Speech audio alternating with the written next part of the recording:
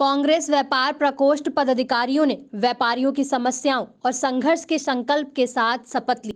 बता दें कि कांग्रेस उद्योग व्यापार प्रकोष्ठ कानपुर दक्षिण इकाई के पदाधिकारियों का शपथ ग्रहण कार्यक्रम आयोजित हुआ।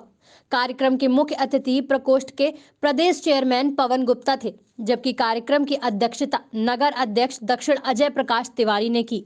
चेयरमैन पवन गुप्ता ने कहा कि इस समय देश में सबसे ज्यादा पीड़ित व्यापारी वर्ग है। उत्तर प्रदेश कांग्रेस उद्योग व्यापार प्रकोष्ठ के महानगर दक्षिण की इकाई का गठन किया गया है और इस गठन में 70 पदाधिकारी बनाए गए हैं, जिनमें उनको विभिन्न पद देते हुए उपाध्यक्ष, महासचिव, सचिव और कार्यकारिणी सदस्य के पद उनको दिए गए हैं। और इन सबको यहाँ पर शपथ दिलाई गई है कि व्यापारियों के लिए सदैव संघर्ष करते रहेंगे, लड़ाई लड़ते रहेंगे और जब तक उस संगठन में हैं तो रात दिन उनके लिए समर्पित रहेंगे। आज देश में सबसे ज़्यादा अगर कोई वर्ग परेशान है तो व्यापारी वर्ग है। किसानों की, युवाओं की, महिलाओं की, प्रत्येक वर्ग की बात सब दल करते हैं, मगर व्यापारियों के हित की कोई बात नहीं करता।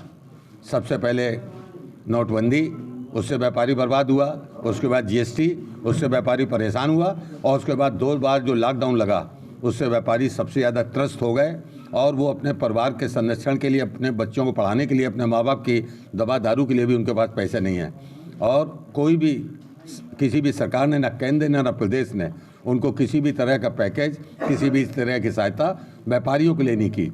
उन्होंने जो 20 लाख करोड़ का भी पैकेज दिया वो अलग अलग वर्गों के लिए दिया और बड़े व्यापारी जो इंडस्ट्री लगाए उनके लिए दिया, मगर छोटे व्यापारियों के लिए कोई भी संरक्षण नहीं किया गया। हम लोग उनके लिए संघर्ष कर रहे हैं और रात दिन उत्तर प्रदेश कांग्रेस उद्योग अपनी नगर इकाइयों के साथ, विशेषकर महानगर दक्षिण की इकाई के साथ संघर्ष करते हुए सड़क पर व्यापारियों की समस्याओं को उठाएगी, उसका निदान कराएगी और जब तक निदान नहीं होगा तब तक सड़कों पर उसके लिए संघर्ष करेगी। व्यापारियों पर जो हमले हो रहे हैं उसको लेकर आपका संगठन क्या करेगा? हम लोग लगातार उसके लिए मांग कर रहे हैं, प्रदर्शन कर रहे हैं और सरकार पर दबाव बना रहे हैं कि व्यापारियों को संरक्षित किया जाए। और बहुत सी योजनाएं हैं जिससे व्यापारियों का संरक्षण हो, व्यापारियों का कहीं ना कहीं उनका जो इस समय सबसे ज़्यादा मानसिक रूप से त्रस्त है व्यापारी, उनको वो उससे बाहर आएँ, इसके लिए हम लोग लगातार लड़ाई लड़ रहे हैं। इस अवसर पर दक्षिण इकाई के नव मनोनीत 78 पदाधिकारियों को मनोनयन पत्र देकर व्यापारिक समस्याओं और संघर्ष की शपथ दिलाई गई। साहब ने पूरी ब्रीफिंग करी कि उद्योग व्यापार प्रकोष्ठ का क्या लक्ष्य है, किस आधार पर वो आगे बढ़ रही है, किस तरह से आगे अपनी बात रखेगी, संघर्ष करेगी।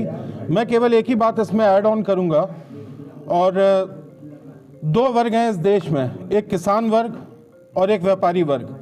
ये दोनों वर्ग इस देश की रीढ़ हैं और इन दोनों में से कोई भी वर्ग अगर ढीला हुआ या कमजोर हुआ या टूटा तो पूरा राष्ट्र पूरी तरीके से ध्वस्त हो जाएगा। व्यापारी नहीं है तो कर नहीं होगा, कर नहीं होगा तो कोई व्यवस्था नहीं होगी, ना पुलिस होगी, ना सेना होगी, ना विकास होगा, ना कुछ होगा। अगर व्यापारी को जिस तरह से, लेकिन आज की तारीख में 2016 से जिस तरह से एक काली छाया भारत के व्यापार परिदृश्य में आई है, उसमें ये बात हम लोग सब देख रहे हैं। ये आप भी, आप भारत के नागरिक हैं, पत्रकार होने से पहले आप भी भारत के नागरिक हैं, आप भी इस बात से बहुत अच्छे से अवगत हैं। 2016 से, नोटबंदी से जिस तरह से हम लोग का देश का व्यापारिक परिदृश्य ध्वस्त हो चुका है और उसके बाद रही सही कसर, जो कोड़ में खाद जिसको बोला जाता है, वो कोरोना ने आके हमारे व्यापारियों की रीढ़ तोड़ दी गई।